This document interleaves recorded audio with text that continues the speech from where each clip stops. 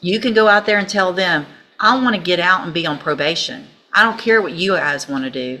The disrespect that y'all are showing to the officers, I can assume what these are going to say, because y'all are all out there. It's the same group that's doing all the same thing, fighting, not following instructions, talking back, calling names. I'm going to read all of that. And let me tell you, if you have one between right now and your sentencing, I will not accept this plea agreement. Today, we've got a teenage inmate who actually thinks mouthing off the prison guards makes him look tough. But the second Judge West starts reading that report, page is filled with pure stupidity where he and his little jail squad brag about harassing staff. His fake confidence goes straight out the window. Judge West doesn't hesitate for a second before snapping that she can tear up his plea deal right now and hand him 20 years flat. But this kid just sits there like he's invincible, smirking like it's all a game.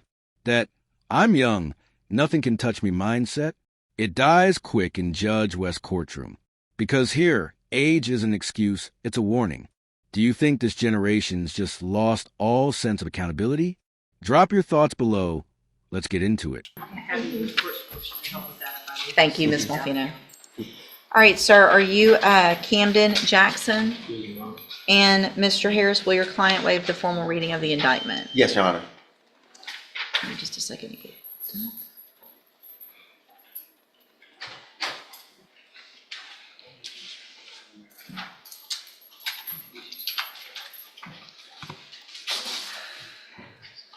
Mr. Jackson, in cause number 20, all right, y'all marked third degree on the paperwork, but the indictment says second. I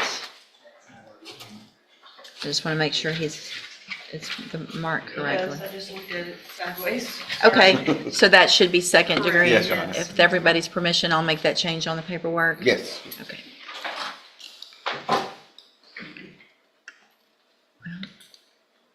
And apologies for my handwriting because it's horrible. It's hard on the tablet. You're good. All right, so you're charged in cause number 25 DCCR 0114 with the second degree felony offense of engaging in organized criminal activity from January 10th of 2025. And how do you plead to that charge? Guilty. Are you pleading guilty freely and voluntarily? Yes, ma'am. And are you pleading guilty because you actually did what they charged you with? Yes, ma'am. I have here on the computer some documents that have your signature on them that the state has marked as exhibit number 1. Before you signed these, did you go over them with Mr. Harris? Yes, ma'am. Do you fully understand them? Yes, ma'am. And do you understand, if I follow the agreement that you've made with the district attorney, that you'll be waiving or giving up any right to appeal? Yes, ma'am. And it looks like the agreement that you've reached is for a 7-year deferred probation. There would be a $500 fine, and you would be required to follow all of the rules and conditions of probation, which could include me ordering you to some upfront treatment or like ISF or something like that. And it looks like that's what the state's going to be requesting. Do you understand? And that decision's up to me when we come back for sentencing. Do you also understand, excuse me, if you're not a U.S. citizen, that a plea of guilty or no contest may result in your deportation, exclusion from admission to the country, or denial of naturalization under federal law? State tenders number 1. No objection, Your Honor. It's admitted. Is there any evidence that Mr. Jackson's not competent? No, Your Honor. All right, Mr. Jackson, I'm going to find that you entered your plea of guilty freely and voluntarily. Find that you're mentally competent and you understand the nature and the consequences of your plea. Find sufficient evidence to find you guilty. However, I'm going to reset your case so that the probation department can do a pre-sentence report. That'll give me more information about you, your case, and then we'll come back later for sentencing. That blank stare says it all. This kid looks like he mentally checked out halfway through his own case. Honestly, that haircut alone should be considered evidence of poor judgment.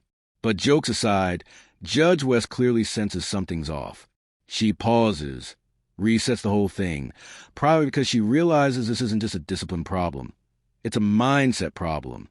The silence, the attitude, the cold stare, it's not strength, it's detachment. And people really think acting emotionless makes them look smart or composed.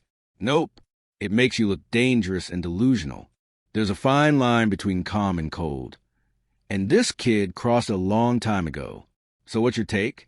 Is he just emotionally gone or too arrogant to care about anyone but himself? Let's see where this goes next. Before we go forward, can you look real quick, jail incident reports, and see if there's any on this one?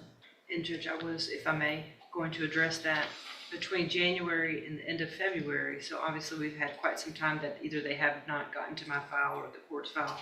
There were at least 8 pages full of write-ups. I would ask the court, Mr. Jackson committed this offense 6 days after he turned 19. It's obviously very serious. He was with a co-defendant, Mr. Bushnell, who's already entered a plea involving firearms, etc.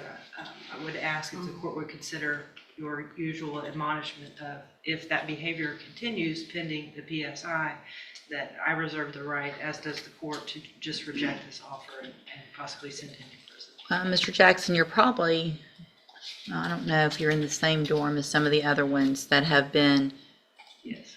absolutely ridiculous acting up in the jail. Yes. So there's somebody, I think it was last week, that came in with a deal like this for a probation, and he didn't get it, and he's sitting back out at that jail.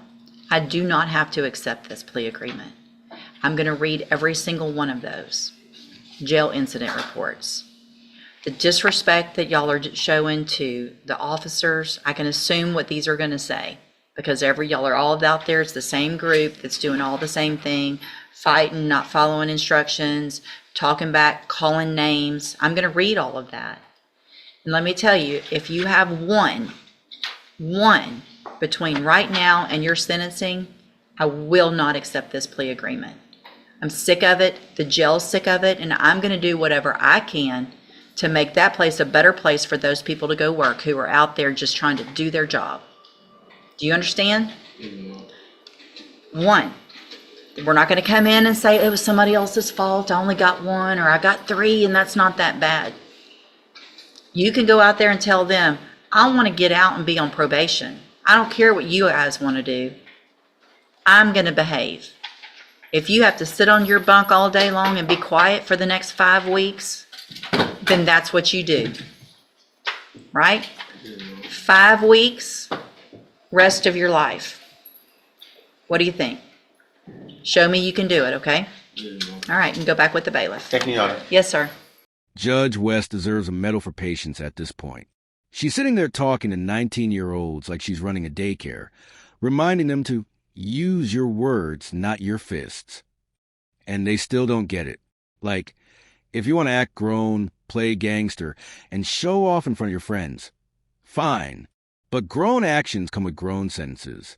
And this guy, he's more obsessed with his image than his freedom. He's not learning, he's performing. What's worse, he doesn't even realize the judge can reject his plea deal if she thinks he's not taking it seriously. That's how you turn a few years into a full 20. So what do you think? Lesson learned, or just another episode in his never-ending highlight reel of bad choices? Let me know down below, and thanks for watching till the end.